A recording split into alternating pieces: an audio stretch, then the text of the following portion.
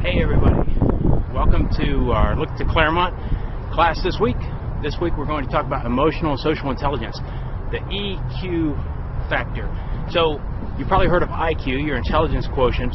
Well, EQ kind of equates that. Some people call it EI, emotional intelligence, or EQ, the emotional quotient. And I want to dive into that. If you notice the picture there, this is a road sign I took over in Wales. Very confusing, so I'm trying to figure out which direction to go, and it can be kind of emotionally boggling when you're driving on the wrong side, the steering wheel's on the wrong side of the car, as they are in England and Scotland and Wales. Then you encounter signs like this, and your emotions kind of get up in a bit of a mess. So the question is, how can you overcome that? Are there ways, are there things you can do to learn emotional intelligence? So I'm live at Ohio State. I'm on the campus, the Ag campus, just across the river from the stadium. You can kind of see in the background maybe, and so bringing you the class directly from Columbus. So let's just do a really quick definition. I want this to be quick. It's going to be the overview of the theoretical construct, and then hopefully you'll be inspired to learn a little bit more, to dive a little bit deeper, and see how this can really serve you as you go about your career, finishing up high school, into college, and then out into life. So what is emotional intelligence? What is this thing? What's the definition? Well, it's how you recognize your own and other folks' emotions. How do you discriminate different feelings when they come about, particularly when some event happens, some sort of behavior happens to you? And then how do you use emotional information to guide your thinking, and more importantly, your thinking, and then that determines your behavior. So let's talk through a little bit about that. One of the things I like to think of with emotional intelligence is it's another way to be smart. It's a different intelligence. If you better know your feelings, if you better know yourself, self-awareness, if you think back, I think you guys did the Myers-Briggs type indicator, talked a little bit about trait theory and things, knowing yourself. Self-awareness can go a long way to help you then control your reaction. I'll talk about that in a few minutes.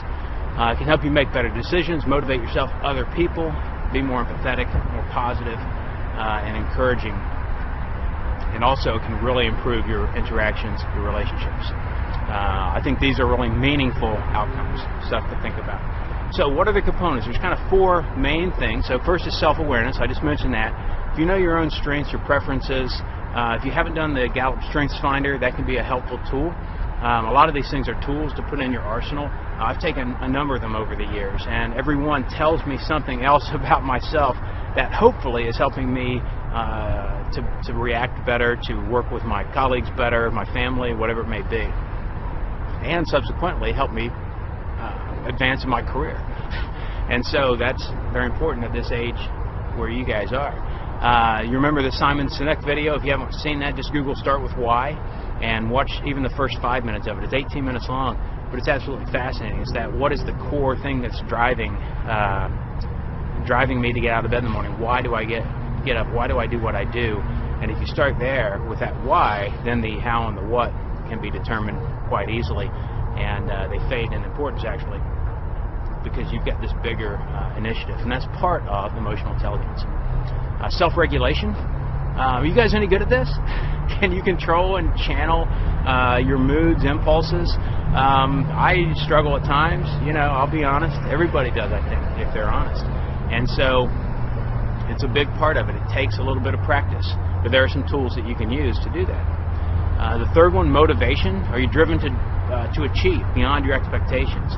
How are your emotional tendencies? Do they guide or facilitate or help you to reach goals? Think about this for a second. Just pause. Do you have a high motivation level? Or can you name someone that does? How can you or how might you increase your motivation levels?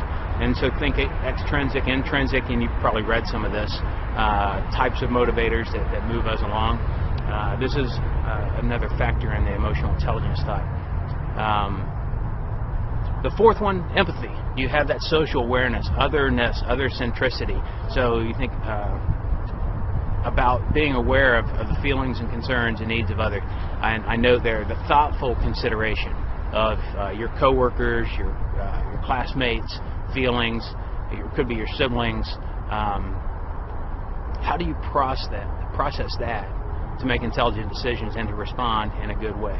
And I said 4. I'm sorry. There's 5. Social skills is the last one. This is a critical piece. These absolutely can be developed. That's one thing I love about EI or EQ is you can learn EQ. IQ, they say, pretty fixed. You're born how you're born. That's kind of it. But with EQ, you can absolutely hone and sharpen and grow your emotional intelligence level. And that can really help you in life. There's some studies and research that says you actually make more money because you get better jobs and you get along and you get promoted with a higher EQ. So that's something to think about. Anyway, so social skills. Can you manage relationships with others? Inducing desirable responses. So here's an example from some work I was doing down in Miami County with the Extension office there. They had an interest in putting on one of these farm-to-table dinners where everybody gets together and eats local food and is outside on the farm.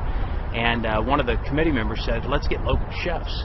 Well, local chefs are pretty independent folks, and she saw the opportunity, though, to really help them, or that would let them showcase their abilities, their work, and showcase the local food from local farmers, and bring people together in community.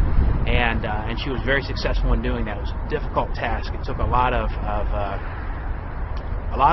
other centricity, thinking about the other's perspective, so that she could bring this group along, these 6 different people who were just amazing chefs, and bring them together as one to do a very unique thing they'd never done before, quite frankly.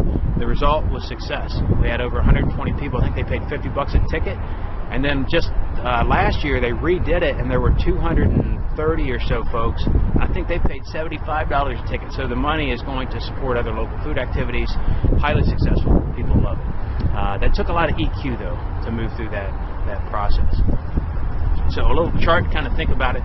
I've got the MBTI. There's your Myers-Briggs type indicator. Could be a Gallup Strengths Finder. Other things that you've thought about or that you've learned about yourself. How do you gain that self-awareness? Because that can help drive your social awareness on the social side. It can also help you manage relationships diagonally, and definitely with self-management, how you respond to things. These are critical pieces when you start thinking about emotional intelligence.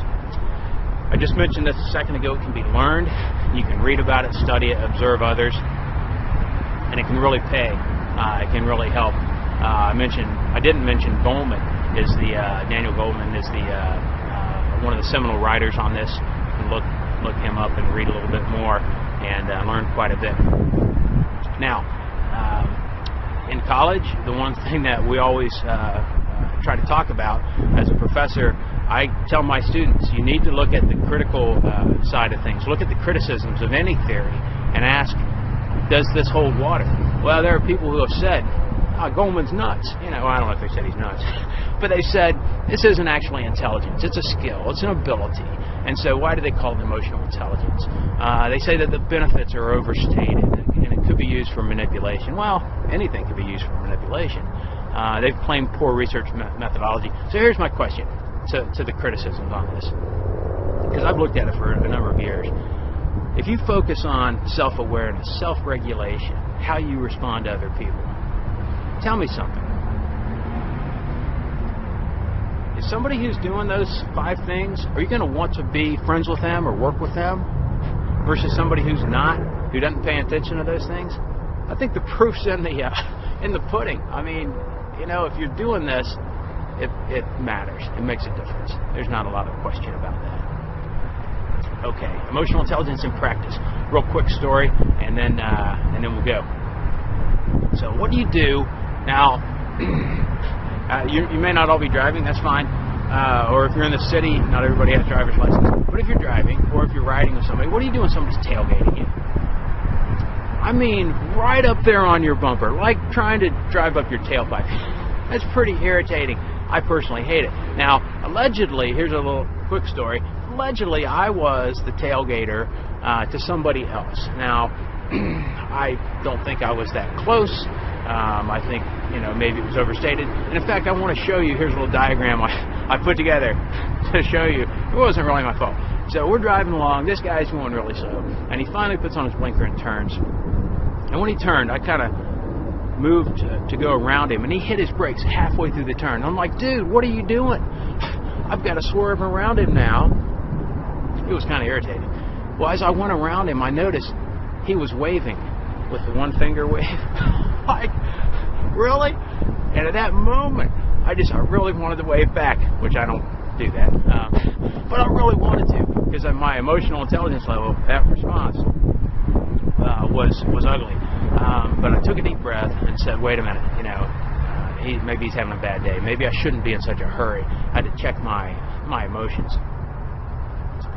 And the thought that popped into my mind was from a book I've read. Maybe you've seen it by OSU football coach Urban Meyer. It's called Above the Line, Leadership Above the Line. And he works with Tim Knight, some of the work that they do at Focus 3. It's a consulting group here in Columbus. Pretty cool stuff. So what is this above the line? Just really quickly. Coach says, anytime you face a situation, you've probably seen this in one of your other classes, an event happens, so that's E, plus your response, the R, equals some kind of an outcome. E plus R equals O. Basically, the R factor is your response. How do you respond intentionally, skillfully, on purpose, using your executive brain, versus that default, impulsive, waving with one finger, not so good. And there are a couple of things we can do by pressing pause, taking a breath. The key question, asking ourselves, what does this situation require of me? And when you do that, you can really improve your emotional response, and you're drawing on your emotional intelligence. It can be a major factor in helping you in a number of different things and situations in life. Coach posits these six things that you can do to help you have a better response when that event happens. Subsequently, you get the better outcome. Press pause, slow down and think. Get your mind right. Put it into a productive state. Slow down just a little bit. Step up to now. Win this moment. Don't succumb to that pace or instinct.